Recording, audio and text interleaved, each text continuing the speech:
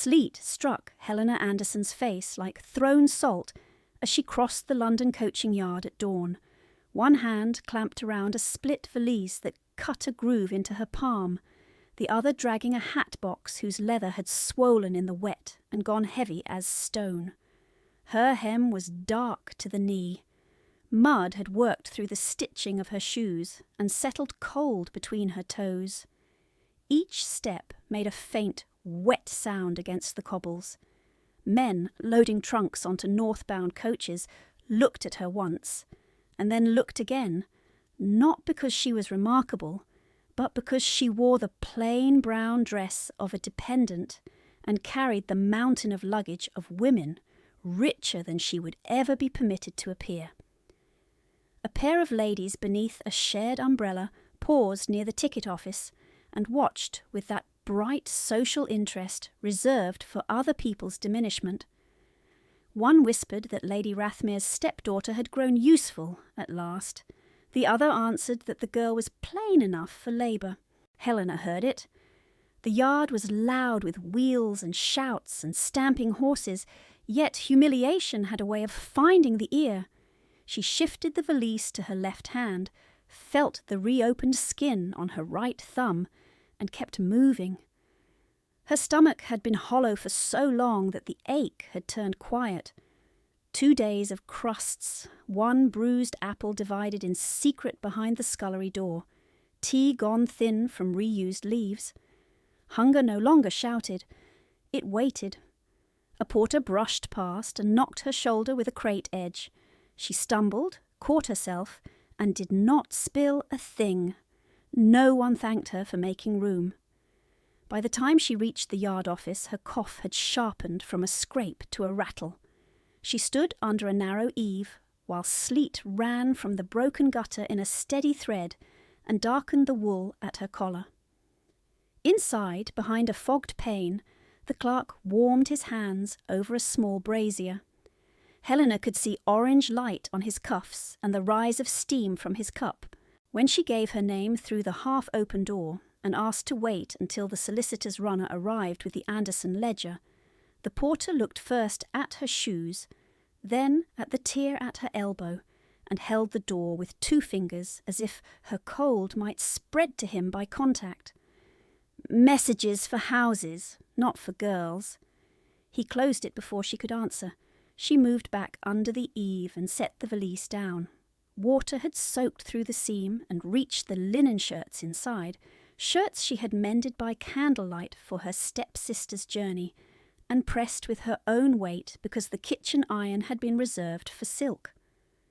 Across the yard, a groom laughed as one of Lady Rathmere's trunks sprang open and spilled ribbons the colour of peonies into slush. Helena went to gather them before they were ruined. She knelt in filth while strangers watched. She wrung muddy water from satin and folded each length as if it mattered. When she rose, her knees shook once. She pressed them still. A woman passing with a child stared openly at Helena's face, at the dark hair whipped loose from its pins, at the pale, narrow bones beneath skin gone thin from rationed plates, at eyes too large for rest. "A pity," the woman murmured to no one in particular, and turned away. Helena lifted the trunk lid, settled the ribbons inside, and latched it with fingers that had gone numb at the tips. Lady Rathmere had sent her out before first light in her own scent of lavender and clean starch, gloved and composed, and had spoken from the breakfast-room threshold as if dictating to staff she did not need to remember by name. Helena was to walk to Bream and Pike solicitors, present the receipt note, collect the debt ledger, and carry it directly to the coaching yard where Lady Rathmere and her daughters would depart for Bath by noon. She was forbidden to spend coin on a hackney. She was forbidden to stop for food. She was forbidden to return without the ledger. The instructions had arrived in that familiar tone that made punishment sound administrative. Helena had stood with her hands behind her back and answered, "Yes, Lady Rathmere," because there was no useful form of defiance at 6 in the morning, when the pantry key was not hers and the attic room could be locked from outside. Her father had once corrected marine policies at that same breakfast table, ink on his fingers, spectacles low on his nose, speaking of risk as if risk could be measured and therefore mastered. He had died in 3 hot days of fever, while church bells marked ordinary hours outside the shuttered bedchamber. The house had not remained shuttered long. Her stepmother remarried within the year. Rooms changed hands first, then keys, then portraits. Helena's mother's jewellery left in velvet trays and returned as promissory notes she was not allowed to read. Her own meals moved from dining room to sideboard to kitchen end. At last they moved to whatever remained after others chose. Lady Rathmere repeated one sentence whenever Helena asked to sign a letter with her father's name. The Anderson name was worth more dead than attached to a daughter. It was said lightly, often, in front of callers. The cruelty was not theatrical. That made it colder. The cold had another source now, one that did not come from weather. Months after the funeral, papers had begun to arrive with red seals and legal language thick as wool. Helena learned the words by hearing them spoken over her shoulder while pretending to dust. Consolidation bond, warehouse shares, movable assets, guarantor clauses.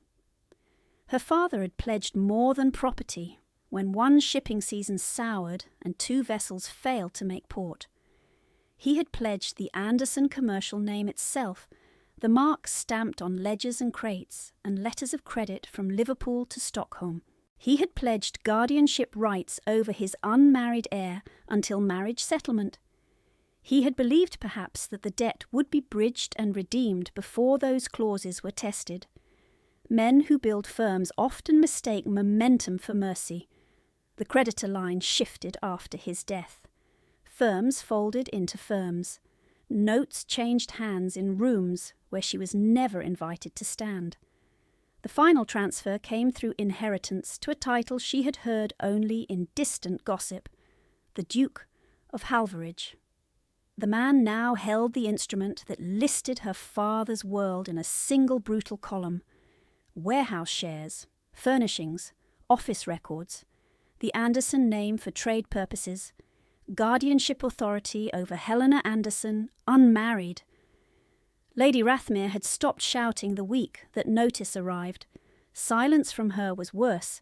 It meant calculation. It meant she was deciding how to present Helena when presentation became unavoidable. At the solicitor's door that morning, Mr. Pike had not asked Helena to sit. He had not offered fire. He had found the ledger wrapped in oilcloth and set it on the counter without touching her hand. "You are to deliver this intact," he said. "No delay." She asked whether the terms were final. He answered by looking past her to the next client. At the coaching yard, those terms weighed inside her satchel, while sleet worked through the seams and soaked the pages at the edges despite the wrapping. By the 2nd hour after dawn, her fingers had stiffened around the strap until she had to pry them loose one by one. Lady Rathmere and her daughters arrived in a hired carriage bright with polished brass, silk skirts lifted above the mud by gloved hands that had never scrubbed a floorboard, never wrung a shirt, never carried wet baggage through a public yard while men smirked. Helena stepped forward to take the parcels before she was told. It shortened the scolding. One stepsister handed down hat boxes without looking at her. The other adjusted her veil and said, for the benefit of a cluster of waiting passengers, that the house had found a use for its extra mouth. Lady Rathmere laughed softly and corrected her daughter's phrasing. "Not extra. Temporary." Her gaze passed over Helena's soaked bodice and stopped on the satchel. "Do not drop that. It is worth more than you." Helena bowed her head, because the alternative would have been speech, and speech would have been expensive. She loaded the final trunk, then stood in the sleet while her family settled into dry velvet. When the coachman asked whether the servant was travelling with them, Lady Rathmere answered before Helena could breathe. No, she waits. There may be further instructions. The carriage door closed. Wheels bit the slush. Spray struck Helena's skirts as the coach pulled out, and none of the faces behind glass turned back. She remained beside the yard office, with the ledger against her ribs, and the taste of iron at the back of her throat, watching the morning harden into day, while London moved around her, as if she were already an item transferred, listed, and due for collection. A cartwheel splashed through a gutter and sent a fan of grey water across Helena's skirts. She did not flinch. The cold had gone beyond flinching.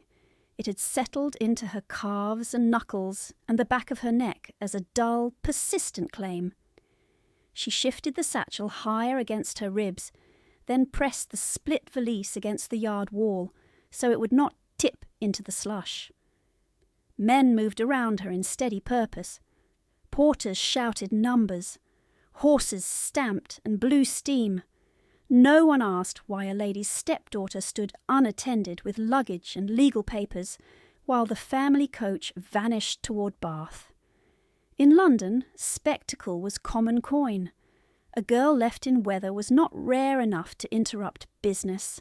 The porter emerged with a broom and shoved wet straw away from the office threshold. When he saw her still beneath the eave, his mouth tightened. "You cannot remain at that door." "I was told to wait for instructions," Helena said. "Wait farther off." He pointed with the broom handle toward a cracked stone trough near the quay road. Helena lifted the valise again. The torn seam bit her palm in the same place as before. She walked where he pointed and set her burden down by the trough, while sleet turned briefly to hard rain, then back again, each change too slight to matter. The ledger in her satchel felt heavier than paper. It felt like a hand between her shoulder blades, urging her toward a life no one had troubled to describe. Her father had once stood in this same yard in a dry greatcoat, laughing as a clerk argued over freight rates, his voice carrying over horse noise with the authority of a man whose signature moved goods across oceans. Helena had been 10 and allowed to hold his leather folio on both knees in the carriage while he explained the marks painted on crates. Pine for tarred rope, blue stripe for flax, red seal for insured glass. He had treated her attention as if it were ordinary. He had not spoken to her like a child to be diverted. He had shown her how columns balanced, how risk was assessed, how loss was spread so one storm would not sink every future. She could still see the side of his face as he bent over a page, one lock of fair hair fallen loose, ink on his cuff, patience in every movement. Fever had erased that steadiness in less than a week. The final morning he had tried to ask for the marine ledger, and could not finish the word. After he died, men came with solemn mouths and folded papers and condolences that sounded rehearsed. They called him prudent, respected, valuable to commerce. None of those words kept his office. Rain ran down Helena's sleeve and dripped from her cuff. She rubbed her thumb over the satchel strap to feel the familiar roughness of worn leather. Under the damp, she could still smell iron gall ink and old dust from Bream and Pike's shelves. The scent pulled another room around her. The Anderson counting office on Mallow Street before Lady Rathmere turned it into a morning salon. Her father's map chest had stood beneath the west window. The top drawer had held Swedish charts and his brass dividers in a velvet roll. After the mourning period, Lady Rathmere ordered the desk removed because it was too large for polite calls. 2 footmen carried it out while Helena stood on the stair landing with a tray she was told not to drop. The map chest went the next day. The dividers vanished. In their place came a low table lacquered black and a mirror framed in gilt. Guests praised the improvement. Lady Rathmere said the room looked civilized at last. The stripping happened by category. First silver, inventoried in her stepmother's precise hand. Then paintings sent to auction under pretence of debt necessity, while the best portrait was kept and rehung in Lady Rathmere's private sitting room. Then books, parcelled into decorative stacks by colour, so no volume that had taught Helena to think remained in sequence long enough to be useful.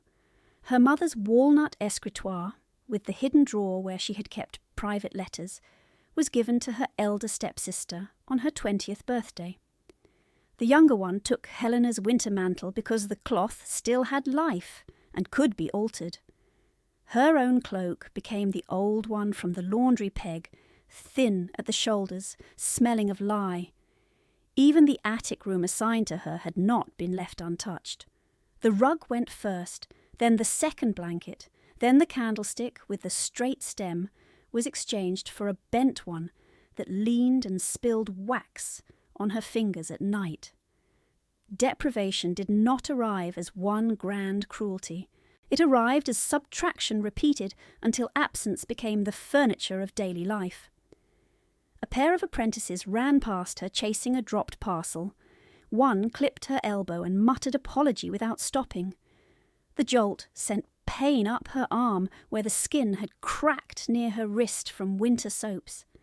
She tucked her hand under the satchel flap and pressed it against her bodice for warmth. Hunger stirred, then flattened again. She had learned how to move through hunger as through fog, conserving speech, conserving heat, conserving thought.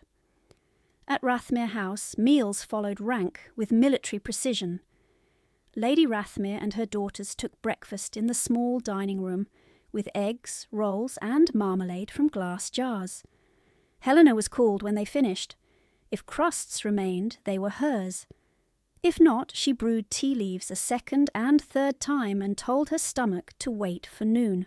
At luncheon she stood behind Lady Rathmere's chair, unless a guest was expected to mistake her for family, in which case she was sent upstairs with mending to keep the illusion clean.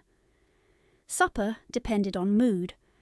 A displeased stepmother could transform a full table into punishment by naming Helena late and then remarking, before company, that girls who contributed nothing had no claim on portions.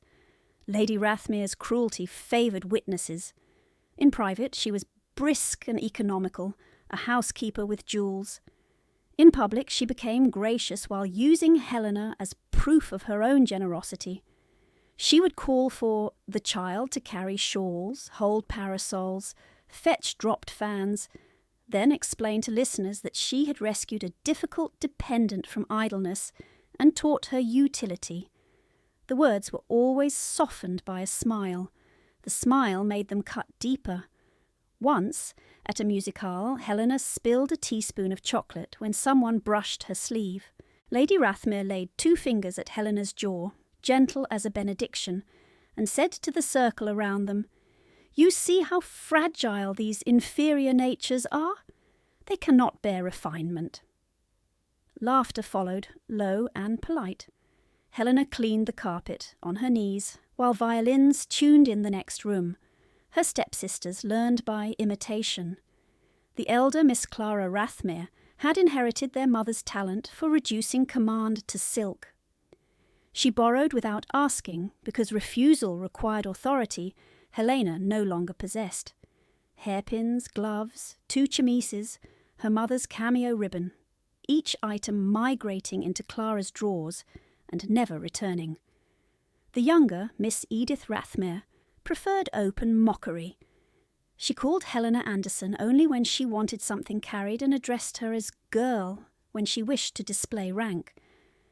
They took what could be worn and what could be sold. They took what had memory attached, which was always the point. On Helena's 21st birthday, Clara appeared in the blue day dress that had been Helena's first proper London gown, recut and trimmed with new lace. "It suits me better," Clara said, turning before a mirror. Helena had stood with pins between her lips and adjusted the hem because she had been ordered to do so. Her hands did not shake until she was alone. Debt explained some losses and disguised others. Helena understood accounts well enough to see where arithmetic ended and appetite began. Genuine arrears existed. 2 insured cargoes had failed. Warehouse fees had mounted. Credit tightened after her father's death, because confidence died with him. Yet Lady Rathmere's books grew swollen in strange places. Coal deliveries charged twice in 1 week. Linen invoices for quantities never seen in the house. Repairs billed to contractors who could not be found. Helena once carried a tray into the morning room and saw, beside Lady Rathmere's teacup, a loose sheet with Mr. Pike's initials and a column altered in fresh ink. The figure at the bottom had increased by nearly 1/3. Lady Rathmere placed her hand over the paper before Helena could set down the tray and said, without looking up, "Servants do not read." Helena had lowered the tray and answered, "I'm not a servant." Lady Rathmere looked up then. Her perfume was rose that morning. Her expression did not change. "No," she said, "you are collateral." The word had sat in Helena's chest ever since, hard and cold as a coin swallowed whole. Collateral was what men listed when sentiment threatened profit. Collateral did not choose. Collateral was transferred. The sleet eased for a minute, then returned in finer needles. By late morning light the yard had thickened with departures. A coach bound west rang with harness bells. A woman in mourning argued over a fare. 2 dock workers carried a crate stamped with the very Anderson mark Helena had traced as a child, the initials still visible beneath grime, A and A crossed by the old sea line. Her breath caught once, shallow and involuntary. Her father had built that mark into trust across 3 ports. Lady Rathmere had called it wasted on a daughter. The bond papers had made the insult legal by separating name from person, granting usage to creditors while the living bearer stood in borrowed shoes at a public trough. She moved the satchel under her cloak to shield the ledger from wet, and felt the squared corners press against her ribs. Inside those pages were values, signatures, dates, and clauses that had already reached into every room she had ever slept in.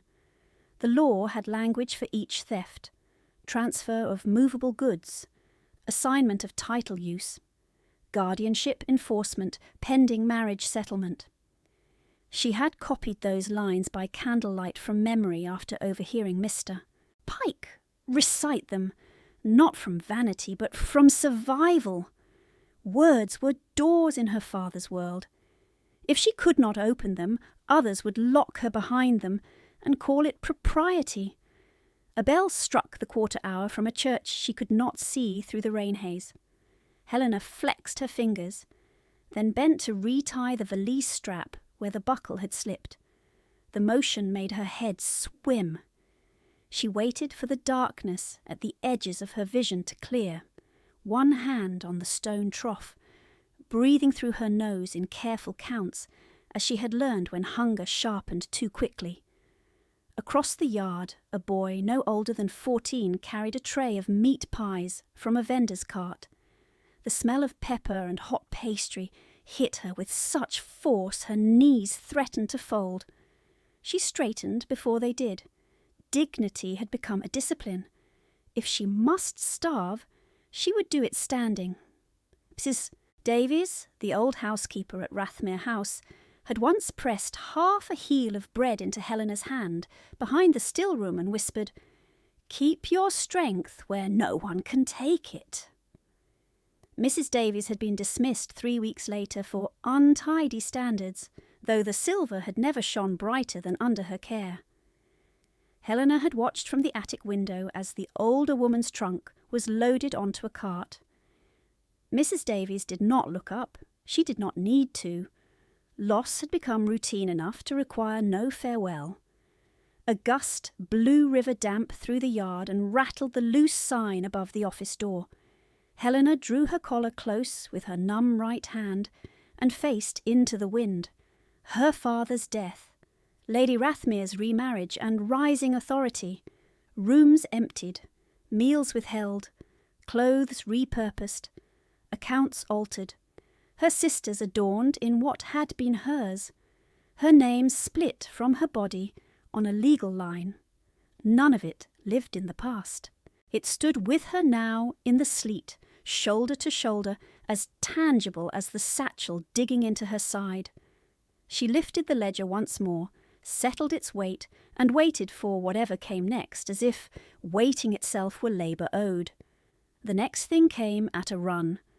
A liveried courier cut through the yard traffic with his hat pulled low against sleet, black cloak snapping at his knees, one gloved hand raised not in apology, but in command for others to clear his path. He stopped 3 feet from Helena and looked at the satchel before he looked at her face.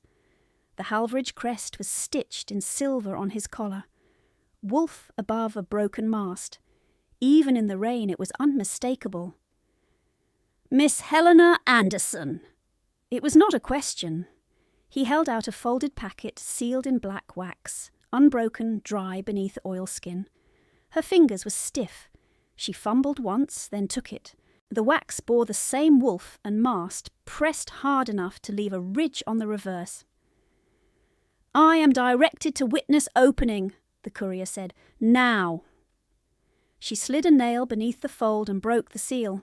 The paper was thick and expensive. The hand was narrow, disciplined, and cold even in ink.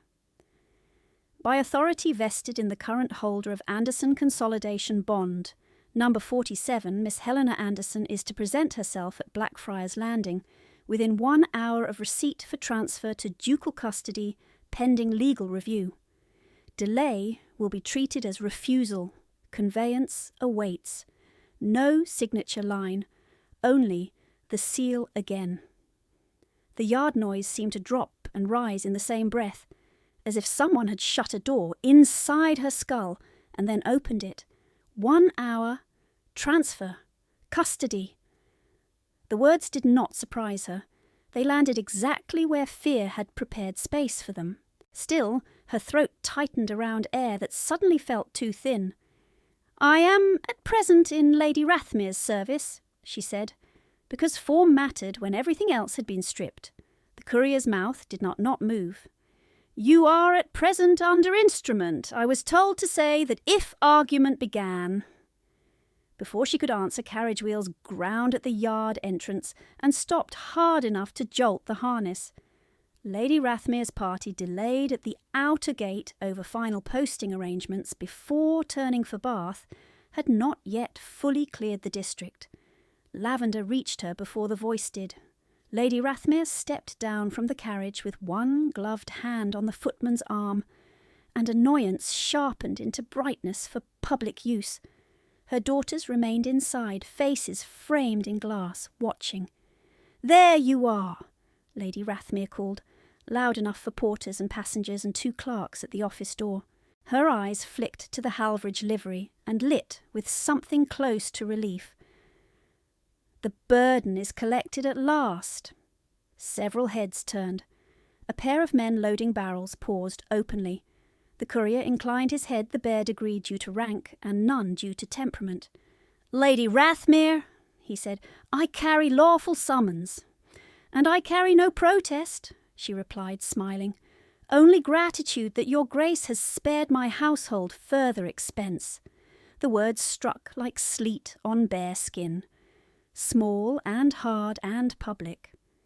Helena felt heat flare at the base of her neck despite the cold. She kept her chin level.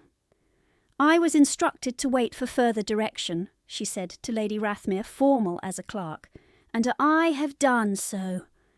"You were instructed to be useful," Lady Rathmere said, still smiling for the onlookers. "For once, obey quickly." The courier stepped between them by half a pace. "Miss Anderson departs now."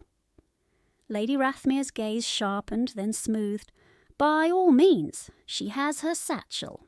Nothing else in that valise is hers by right." The lie was petty, the timing was precise.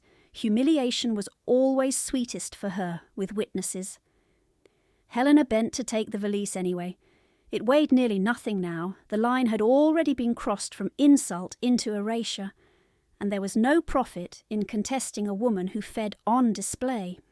The church bell struck the half-hour through rain haze as the courier turned toward the Quay Road. Helena followed because refusal would have been futile, and because standing still in that yard while Lady Rathmere watched would have been worse. They moved through carts, past a line of drays, down the slick incline toward Blackfriars Landing, where the river showed as a strip of hammered lead between warehouses. The quay steps were crowded with traffic, delayed by weather. A private carriage stood angled near the lower stones, matched pair tossing their heads against the bit, while a groom cursed under his breath and tried to settle them. Dock boys threaded between wheels with bundles under oilcloth. A woman in widow's black lifted her skirts from puddles and shouted for a porter. Two gentlemen argued over manifests at the edge of the landing. Then a whistle shrilled. One horse reared high, forelegs slicing the air. The carriage driver hauled at the reins, too late. A wheel struck a broken ridge of stone and jumped. The carriage lurched sideways with a crack of shaft wood. A child in dark morning coat, who had been stepping down with one hand on the rail, lost his footing and went down near an iron mooring post. Helena dropped the valise. She ran. Water slapped her ankles at the last step. The boy had folded on himself, one hand at his temple, breath thin and fast with shock. A narrow cut at his hairline welled through rainwater and paled his skin further. He could not have been more than 9. "Do not move," she said, already kneeling in the flooded stone. "Look at me! Keep looking!" He tried and winced. His pupils tracked, then shuddered.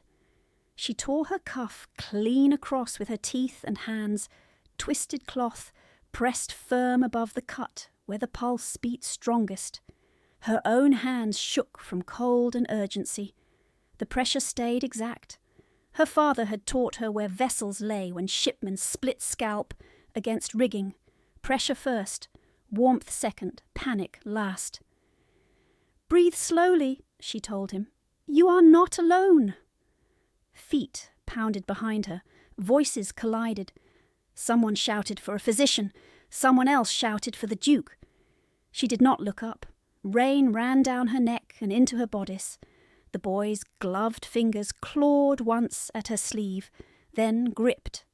A shadow stopped over them. Boots dark with river mud. A greatcoat black as wet slate. Helena looked up and found a man built like restraint barely held, tall enough to block what little light there was, shoulders broad beneath soaked wool, dark hair plastered back by weather, a face cut in hard plains, eyes the colour of deep water before a storm. The world named him before anyone spoke, the livery behind him, the crest on his signet, the way men on the quay went silent without being told. The Duke of Halveridge stood over her with rain on his lashes, and fury held in a single line of jaw. "Step back," he said, "one command, no ornament." The boy made a sound and clutched her sleeve harder. Helena did not release pressure on the wound. "If I step back now, he bleeds faster." Halveridge's gaze dropped to her hand, to the improvised bandage, to the angle of her fingers braced exactly where they must be. The command hung, then altered by a degree. "Maintain it," he said. "Do not reduce pressure." She nodded once. He knelt opposite her in water that soaked the knee of his coat without acknowledgement. He set one hand at the boy's shoulder, steady and immovable. "Julian, look at me!" The child's lashes fluttered. "Uncle, I am here!" The word was stone wrapped in cloth. Helena felt the boy's breathing ease by one fraction and held him through the next tremor. A physician elbowed through the ring of onlookers with a case under his arm, spectacles fogged. He bent, took in the scene, and reached for Helena's wrist as if she were in his way. "Girl, stand aside!" Halveridge did not raise his voice. "No!" The physician froze. "She has control of the bleed." Halvridge said. "You will assess without dislodging her hand." The physician swallowed, then nodded and crouched lower. He checked the boy's eyes, asked his name, asked what month, asked whether he could feel both hands. Julian answered through clenched teeth, each word smaller than the last. "Good signs," Helena told herself. "Keep pressure. Keep him warm." Rain intensified, needles on, skin. A footman appeared with a carriage blanket and hovered, uncertain where to place it. Halvridge took it, draped it around the boy's shoulders, then looked at Helena fully for the first time. "Your hands are raw," he said. "You are freezing." The directness struck harder than Lady Rathmere's barbs, because it named what had been visible all morning and unseen by everyone who benefited from not seeing. "I am functional, Your Grace." "Liar!" The word was quiet, final. She held his gaze because lowering it would have felt like surrender to more than weather. "He needs suturing, not argument." A muscle moved once in his cheek. Not anger. Recognition. He looked back to the physician. "How long to my carriage?" 2 minutes if we clear the steps." "Then clear them." Men moved at once. Rank worked like lever and blade. Porters dragged the damaged carriage aside. A groom led the frightened horse out of the crush. Halvridge rose, then paused as Julian whimpered and tightened his grip on Helena's sleeve until knuckles whitened. "No," the boy whispered. "Do not send her." Helena bent nearer. "I'm still here." Julian turned his face toward Halvridge with effort that cost him. "Miss Anderson, please." Halvridge went very still. Rain traced the cut of his jaw. He looked from his nephew's hand knotted in Helena's sleeve to Helena herself, soaked to the skin, mud at her hem, torn cuff dark with blood and river water. "Miss Anderson," he repeated, as if testing the name against a ledger entry and finding flesh where he expected ink. "You received my summons." "Yes, Your Grace." "And came." "I was escorted." "By my courier." "Yes." He gave one curt nod, then to the footman. "Open my carriage. Close every other door on this landing." The order rippled outward. Hinges slammed. Passengers protested and were ignored. Halvridge stepped closer, close enough that Helena could see a pale scar disappearing beneath his collar when he turned his head. "You will continue pressure until my physician tells you to stop," he said. "Then you will ride with us." From the upper steps, one of Lady Rathmere's maids called out in her mistress's sharpened tones, relaying the protests sent back from the delayed Bath carriage.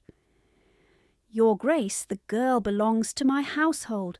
She cannot simply be taken from a public quay like contraband." Halvridge did not look toward the voice. "Tell Lady Rathmere her household status is not at issue. Instrument status is." He held out his hand to Helena. "The summons." She had tucked it under the satchel strap when she ran. She pulled the damp folded paper free and passed it to him without releasing the boy. He scanned the seal, then handed it to his secretary, who had appeared at his shoulder with a writing case and rain-streaked hat.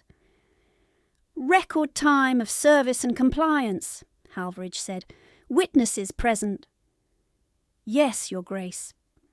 The maid, still at the steps above the quay traffic, raised her voice once more with Lady Rathmere's parting complaint. "This is theatrical. You are making a scene over a dependent."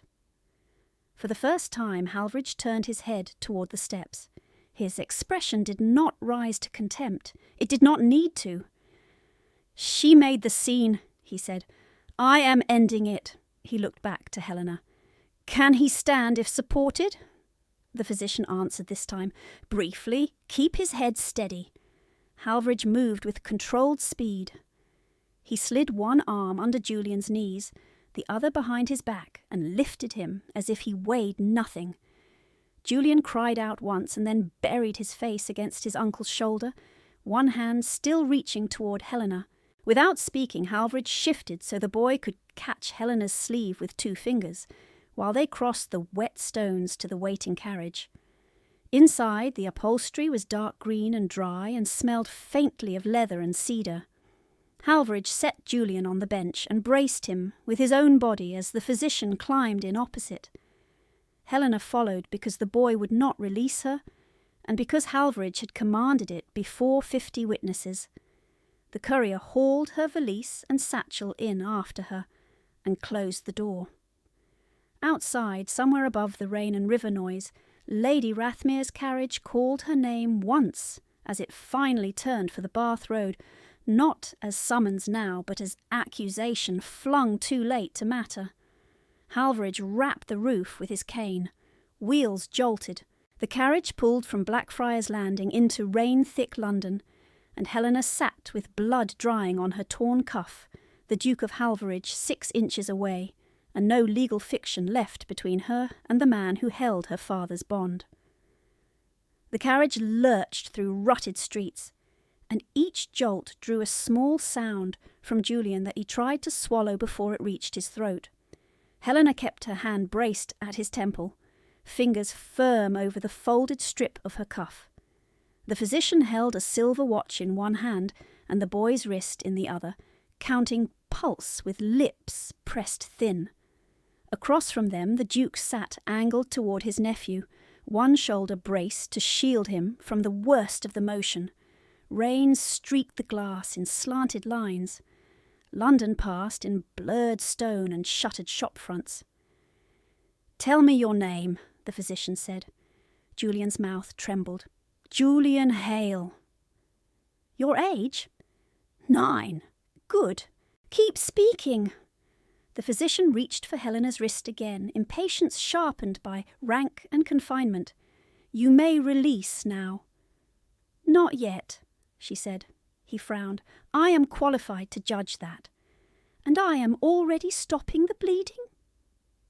The Duke's gaze moved to her face, then to her hand, then back to the physician. "She maintains pressure until you are prepared to replace it cleanly," he said. "No argument." The physician inhaled once through his nose and shifted his case onto his knees. "Very well. Prepare cloth. Boiled water as soon as we arrive. A straight needle, if sutures are required." Julian opened his eyes wider at that word, panic rising sharp and immediate. Helena bent close enough that he could focus on her mouth instead of the physician's instruments.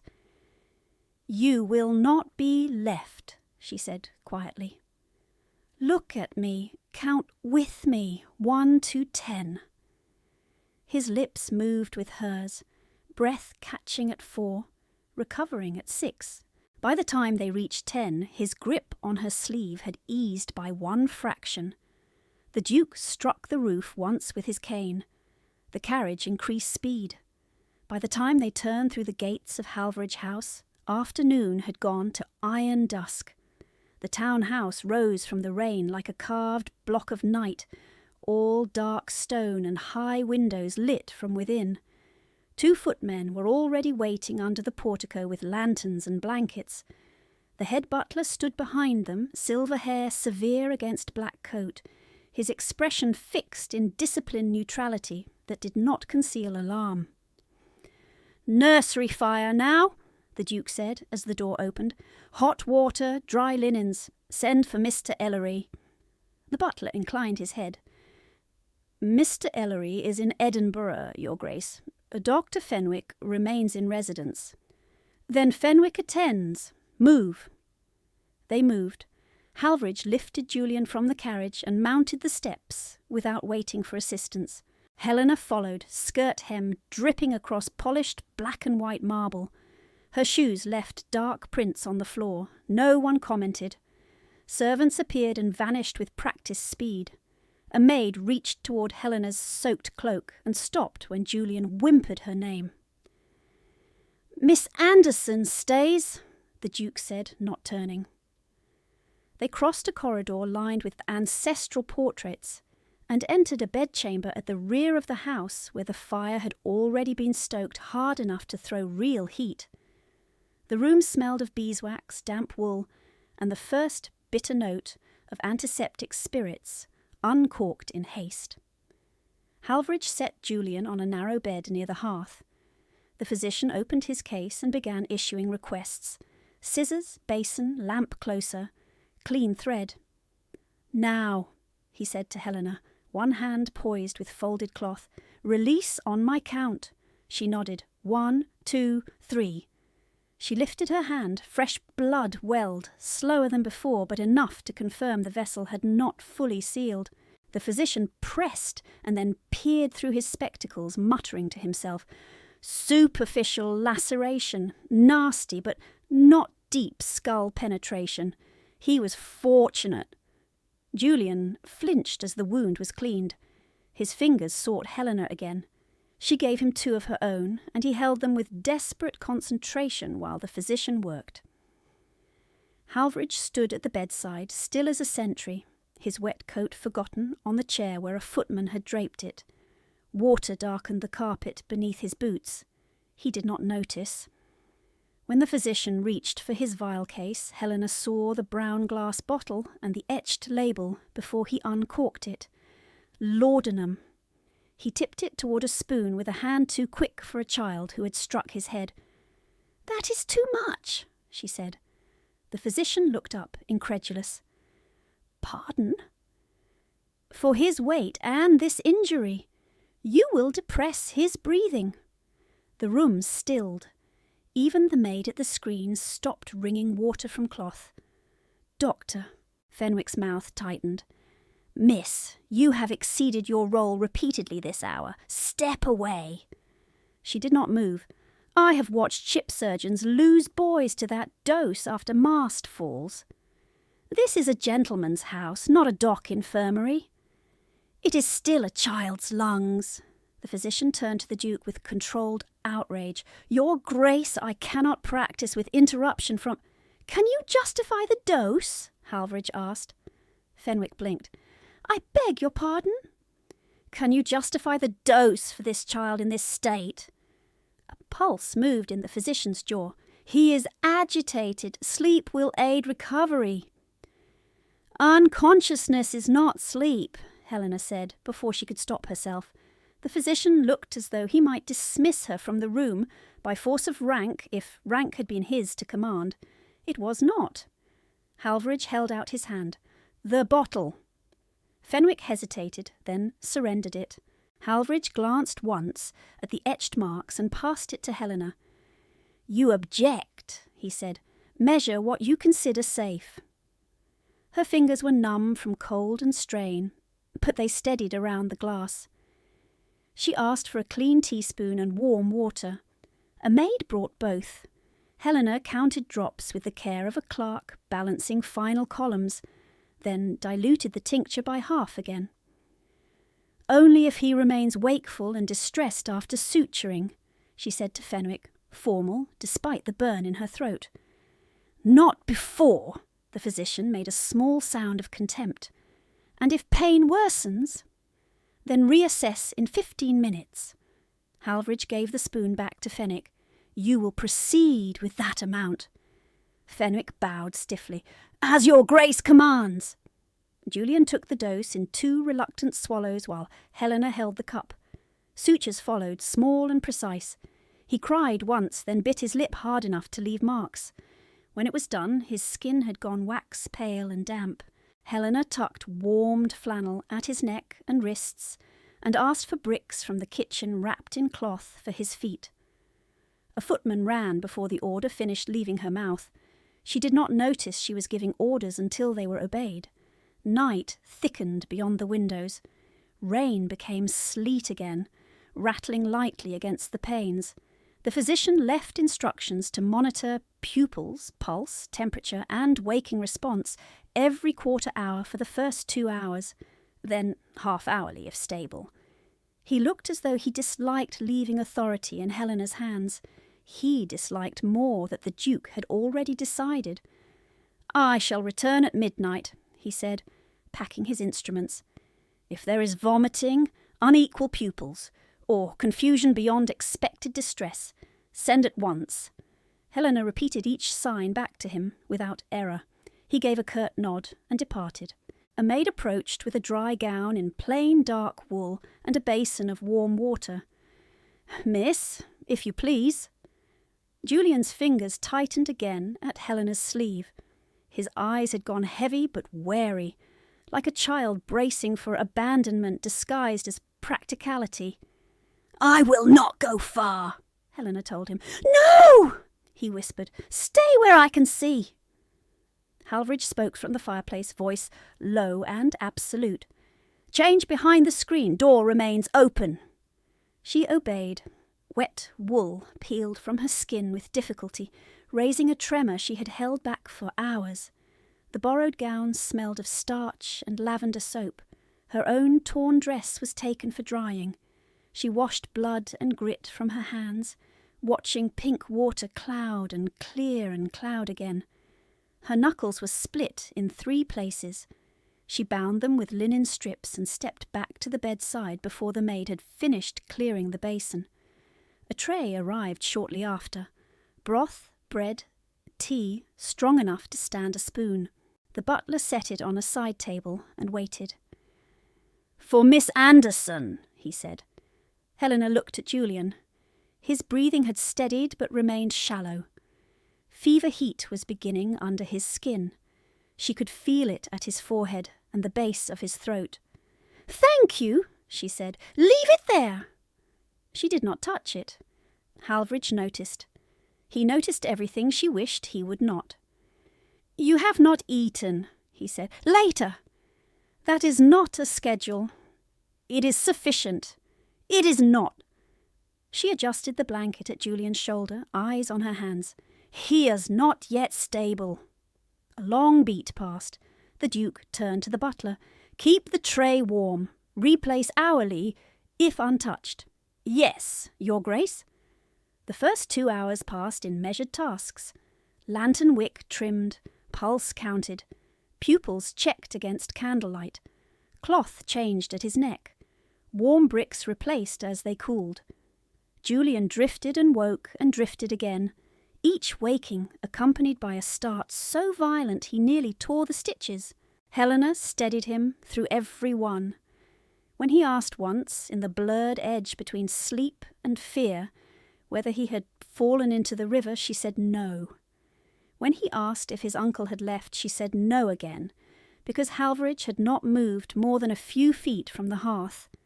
At 10:30, sleet gave way to dry cold. The fire settled into a lower roar. Servants changed in quiet relays.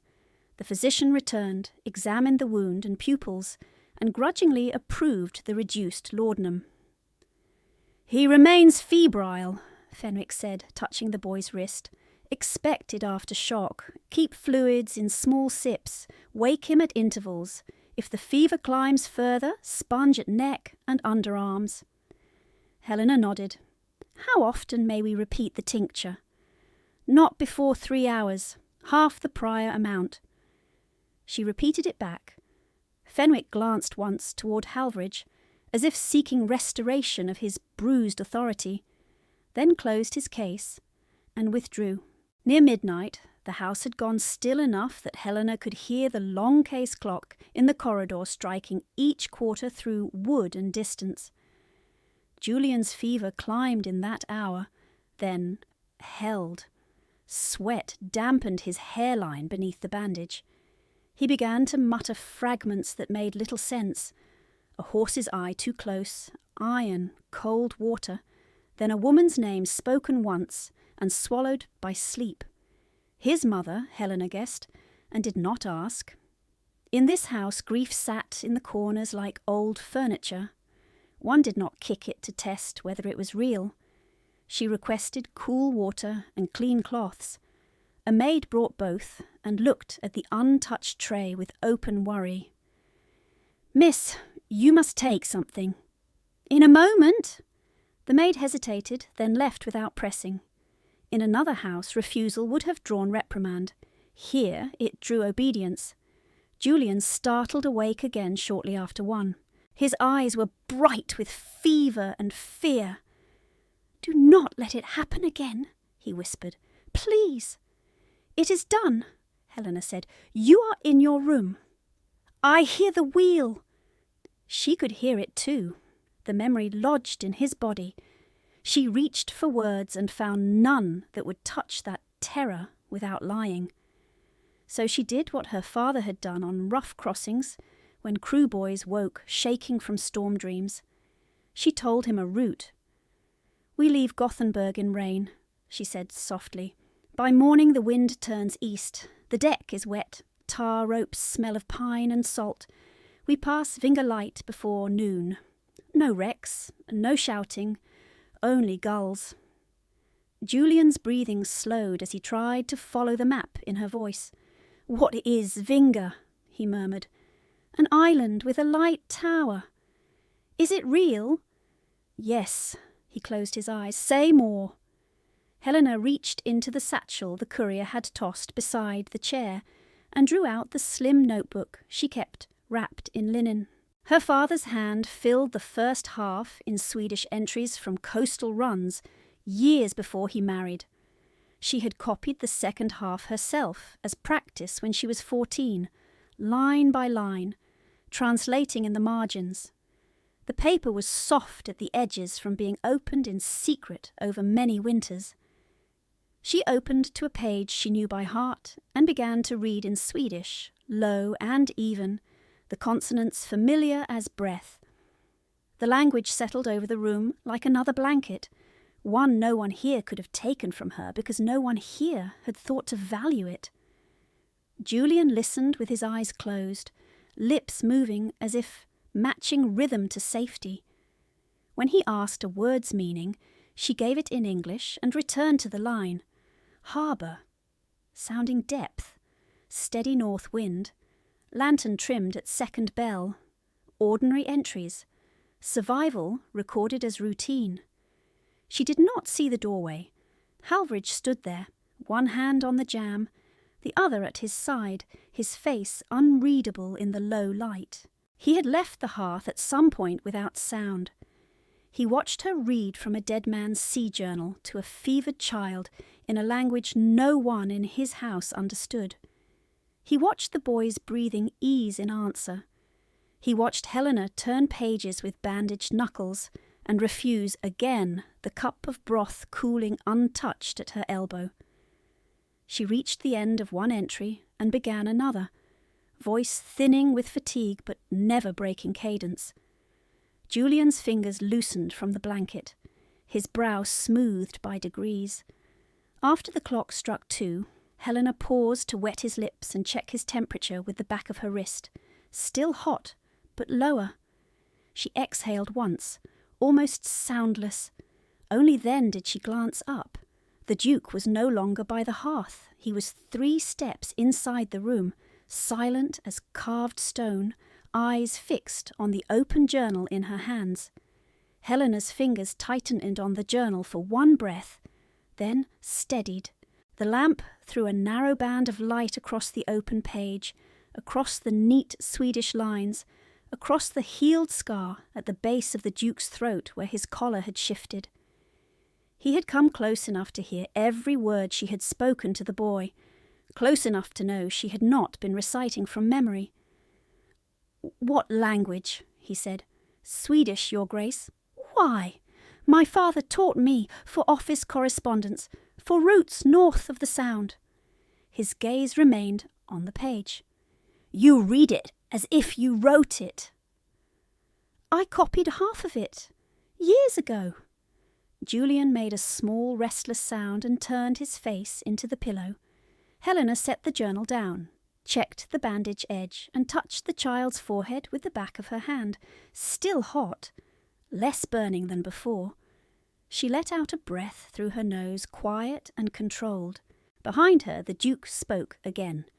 "You counted the laudanum drops without looking at your hand." She turned. "I did not trust my hand to stop shaking if I watched it." Yet it did not shake. It shook before.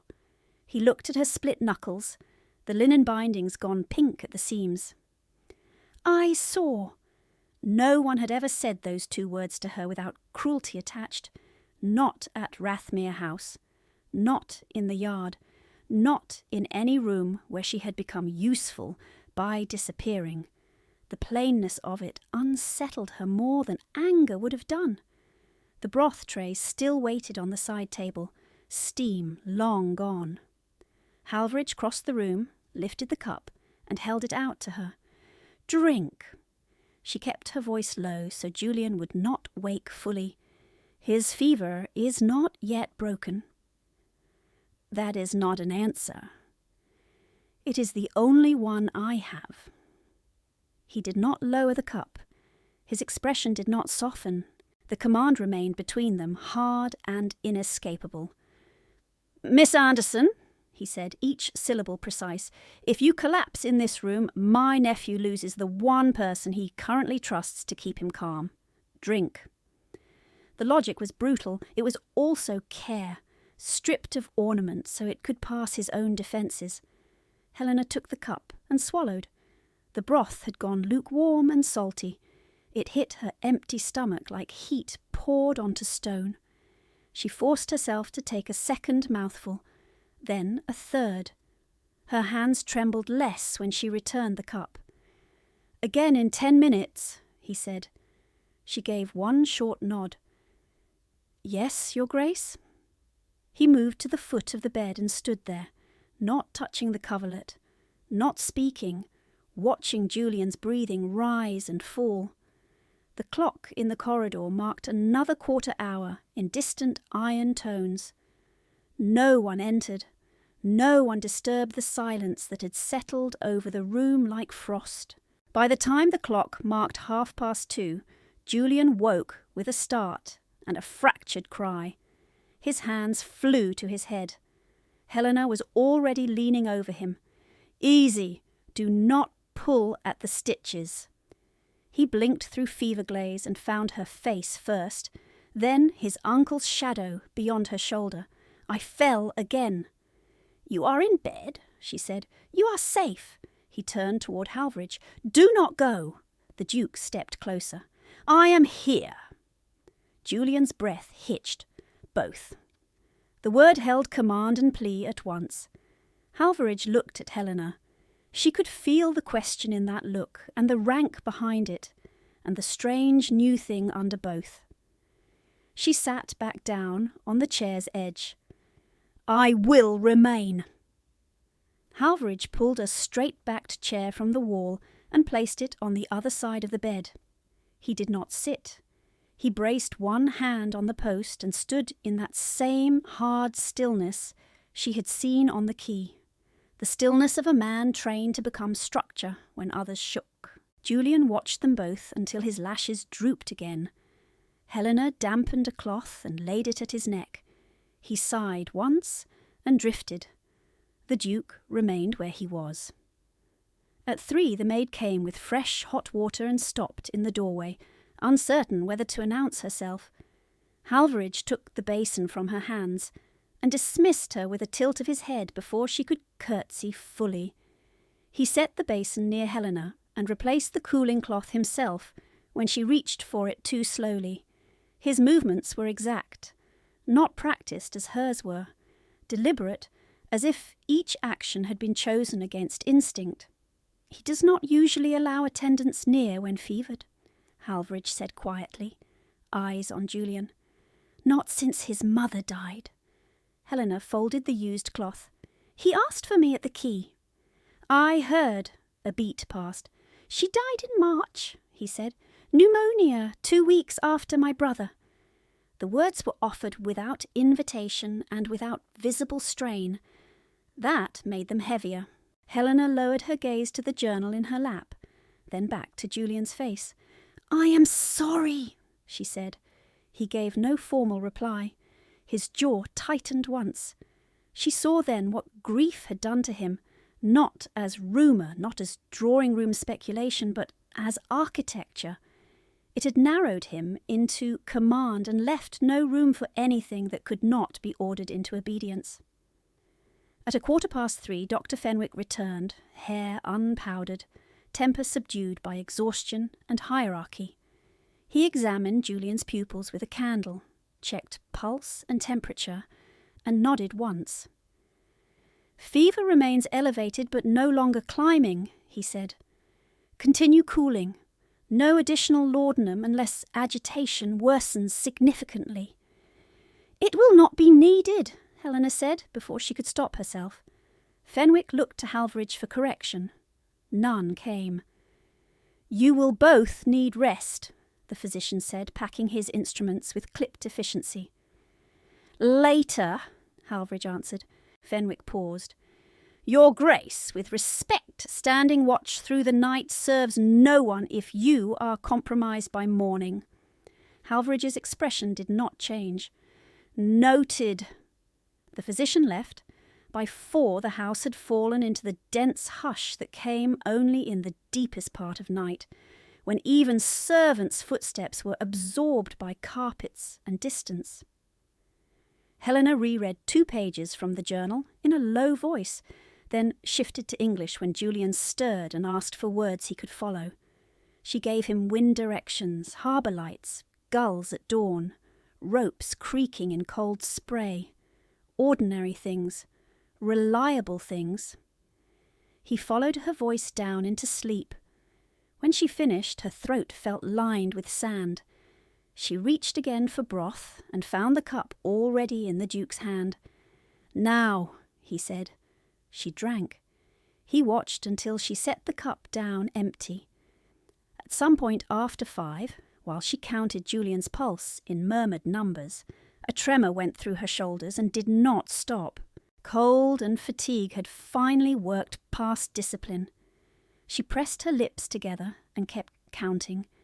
Halvridge stripped off his greatcoat, still faintly damp from earlier, and set it around her shoulders before she could refuse. The wool carried river mist, cedar, and the clean metallic scent of winter air. I am not chilled, she said automatically. You are shaking. It does not interfere. That is not the measure. She looked up at him then, the coat slipping at one shoulder, and found him watching her with an intensity that felt less like scrutiny now and more like recognition forced upon him against his will. You observe too much, Your Grace. I observe what keeps breathing in this room, he said. Nothing more. It was not nothing. They both knew it. Neither named it. A faint paling began at the window edges. Dawn pressed through cloud as a diluted grey. Julian's skin cooled by degrees beneath Helena's hand. The heat at his neck receded first, then at his brow. She checked twice to be certain she was not imagining relief. The second reading matched the first. It is breaking, she whispered. Halvridge moved to the bedside, bent, and touched 2 fingers to Julian's temple with a tenderness so brief it could have been mistaken for assessment. Confirmed, he said. For the first time since Blackfriars Landing, some of the iron left Helena's spine. It left all at once. She swayed where she sat, then caught herself on the arm of the chair. Halvridge noticed. He always noticed. Stand, he said. She rose because command had become reflex around him. He took the journal from her hand, set it on the side table with care that did not match the abruptness of his tone, and held the door for her. Come. I should remain until he wakes again. You have remained. You will now come. His voice had dropped into that register she had heard on the quay, the one that closed arguments by refusing to treat them as available. Helena glanced once at Julian. The child slept evenly, mouth relaxed for the first time all night. She followed. They moved through a corridor washed in early grey, past portraits and closed doors, past servants who flattened to the walls and lowered their eyes. The Duke led her into a study at the rear of the house. The room held ledgers, locked cabinets, shipping maps pinned beneath glass, and a wide desk of dark wood scarred by years of use. A fire burned low in the grate. On the desk lay a thick packet tied in black ribbon. Halvridge shut the door. The latch clicked with quiet finality. Sit. She remained standing. If this concerns the bond, I can answer from memory. It concerns more than memory." He untied the ribbon and opened the packet. She recognised the top sheet at once from copied clauses and sleepless fear. Anderson Consolidation Bond, number 47. Her father's signature at the bottom, firm and unbroken, from before fever had taken his hand. Halveridge turned the document so she could see each line. Warehouse shares, office assets, trademark usage, guardianship authority over unmarried heir. Her stomach tightened despite the broth. Dawn light touched the edge of the page and made the ink shine like wet paint. "You know what this grants," he said. "Yes." "Say it." She kept her hands flat against her skirts to hide their tremor. "It grants the holder claim over listed property, revenue streams attached to Anderson trade instruments, and legal authority to determine placement of the unmarried heir until settlement." "Until settlement," he repeated. "Meaning you." "Yes, Your Grace." He placed one palm beside her father's signature and looked at her directly. "I can enforce this." The words entered the room like a blade set carefully on a table between them. Clean, undeniable. Helena held his gaze. "I am aware." A long stillness followed. Fire settled in the grate with a soft collapse. Somewhere in the house a maid opened shutters, and hinges answered in muted sequence. Morning had begun for everyone else. In this room time narrowed to breath and ink. Halveridge did not sit. He had not sat once all night. He stood over the bond he could have used to end every choice she had left, and kept his hand away from the signature line as if it burned. "I will not," he said. She did not understand at first. The words were too simple for the weight they carried. He spoke again, each syllable deliberate. "I will not enforce custody through this instrument. I will not assign your residence by decree. I will not compel your name into my ledgers." Her throat constricted. "Why?" His jaw tightened. The scar at his collar pulled faintly when he answered. "Because I watched you choose duty where no one was watching. Because my nephew trusted you before he trusted me tonight. Because coercion is legal here and still wrong." The last two words were almost harsh, as if dragged upward from somewhere he had sealed for years. He slid a second sheet across the desk, a preliminary release draft blank at the signature. Her own name written at the top in precise legal hand. Helena Anderson. "Choose freely," he said. "Remain here under protection while review proceeds. Return to Rathmere House if you insist. Take separate lodgings at my expense if you prefer distance, but you choose." Her eyes burned. She blinked hard once and refused tears their full claim. "If I choose none today, then none today." He gathered the bond pages back into order, retied the ribbon and set the packet aside as if closing a coffin. Then he gave the second command, the one that altered the shape of her world beyond law. "You do not return to Lady Rathmere." The command struck Helena harder than any insult Lady Rathmere had ever shaped, because it did not degrade her. It protected her. She stood very still in the Duke's study, her damp hair cooling at her temples, his greatcoat heavy on her shoulders, and looked from his face to the release draft bearing her name. "If she sends for me," she said, "what answer is returned?" Halveridge rang once. His secretary entered at once, ink stains on 2 fingers, eyes alert from a night without sleep. "Mr. Vale," Halveridge said, "record this in full. Miss Anderson is under my legal protection by her own consent until magistrate review. No private retrieval attempts are to be honoured." Vale bowed. "Already drafted, Your Grace. The key service report is filed with witness signatures, including the yard porter and 2 dock foremen. The summons receipt is logged." The loose fear in Helena's chest tightened into shape. The courier's black sealed order, the secretary's note at the key, the public words Lady Rathmere had flung from her carriage, all of it had become record. She set her satchel on the desk and withdrew the oilcloth-wrapped ledger she had carried through sleet and mud. "This was collected from Bream and Pike," she said. "Lady Rathmere sent me for it. Mr. Pike released it without explanation." Vale took it with both hands, careful not to smear the damp edge.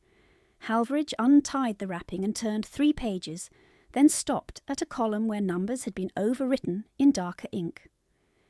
"Can you identify the original hand?" he asked Helena. "Yes, my father's. These editions are later." He looked up. "Will you swear to that in Guildhall?"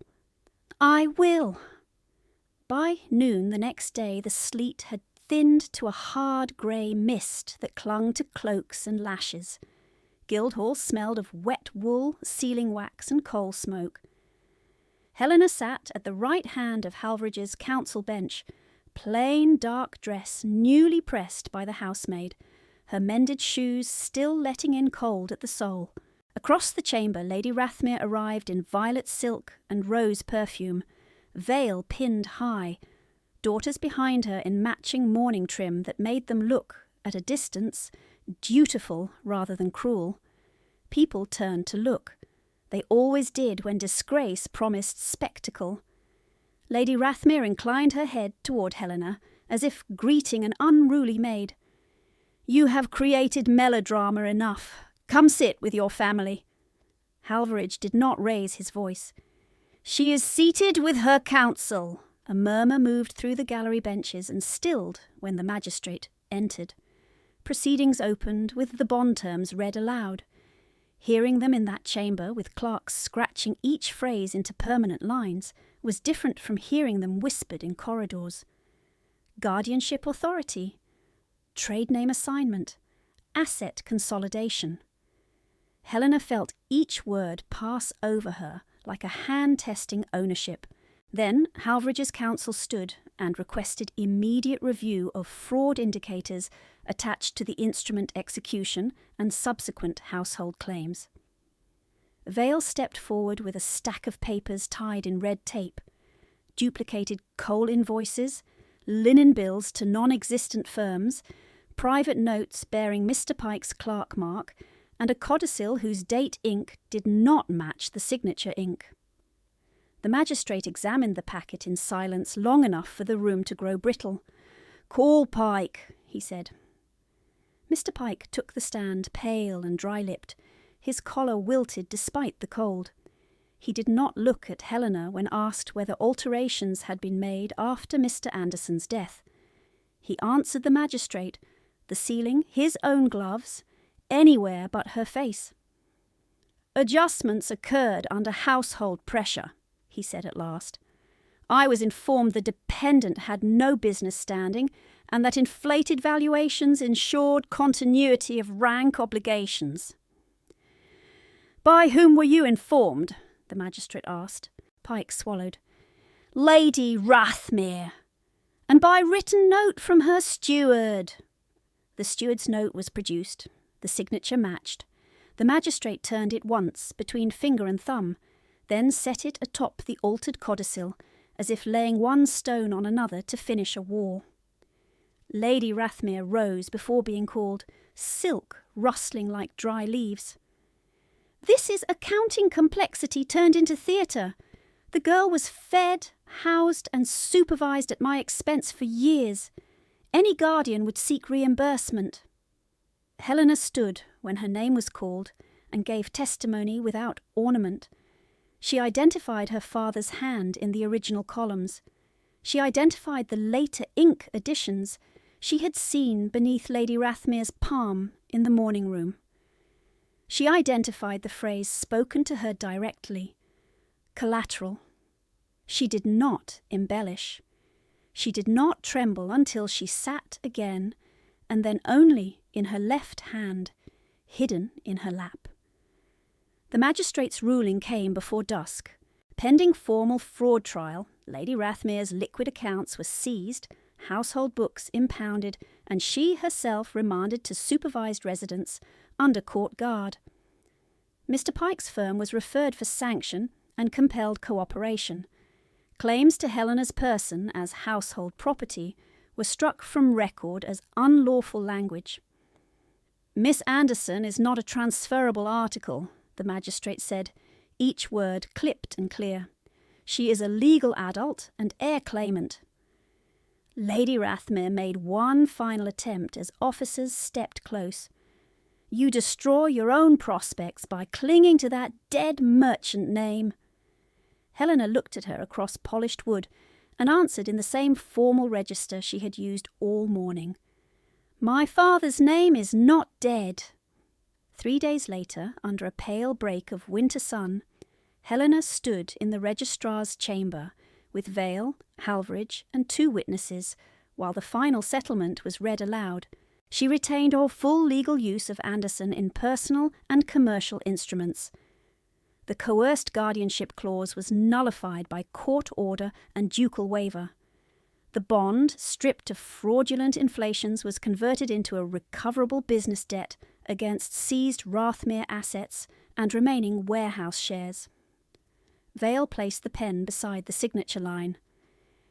"Miss Anderson, if these terms reflect your will." She signed in a steady hand, "Helena Anderson." When the registrar withdrew with the documents, only she and Halveridge remained by the window where weak light touched the frost on the glass. He stood as he always stood, straight-backed, restrained, as if feeling were a language he distrusted. "Keep your name," he said, voice low, "or let me take it with honour." The question held no trap now. No legal pressure, no debt behind it. Only choice, offered plain. She met his eyes. "I keep Anderson. I will not surrender what was nearly erased." A small movement passed through his face, not quite relief, not quite pain. "And me?" he asked. "Do you refuse as well?" She felt her pulse at her throat steady and undeniable. "I refuse coercion. I do not refuse courtship." He exhaled once, slow, as if setting down weight he had carried for years. "Then I court you properly." By the 2nd week of February, the brass plate was rehung on the door at Mallow Street, polished so bright it caught the street light even under cloud. Anderson and Hale Shipping Assurance. Beneath it, in smaller letters, Helena Anderson, Principal. The old map chest had been recovered from storage and returned to the west window. Her father's brass dividers lay on green felt beside fresh ledgers. The first morning she opened the office, Julian sat by the fire with a blanket over his knees and copied vessel names in careful block letters, while Vale reviewed claims in the outer room. At noon, Halveridge arrived from Parliament sessions, snow at the hem of his coat, and placed a folded document on her desk. "I filed petition this morning," he said. "Upon marriage, title registry to append Anderson by formal grant. Halveridge Anderson." She opened it and read the language twice. No flourish, no sentiment, law shaped into honour. "You did not need to do this." "Yes," he said, "I did." They married in a small chapel in early spring, rain tapping the leaded panes, Julian standing between them with solemn concentration and a single white flower pinned crookedly at his lapel. Helena wore plain ivory wool, no borrowed jewels, her mother's restored cameo at her throat. When the officiant asked her name for the register, she gave it clearly. "Helena Anderson." Then, after the vow, she added by choice, "Not surrender Halveridge Anderson." That evening, back at the townhouse where she had first sat through the long winter night with blood on her cuff and fear in her bones, she opened her father's sea journal on the library table. The torn strip from her old dress, washed and folded, lay tucked between the pages where Julian had recovered. She touched it once, then closed the book and turned, as Halveridge entered with 2 cups of hot broth and set one in her hands without a word.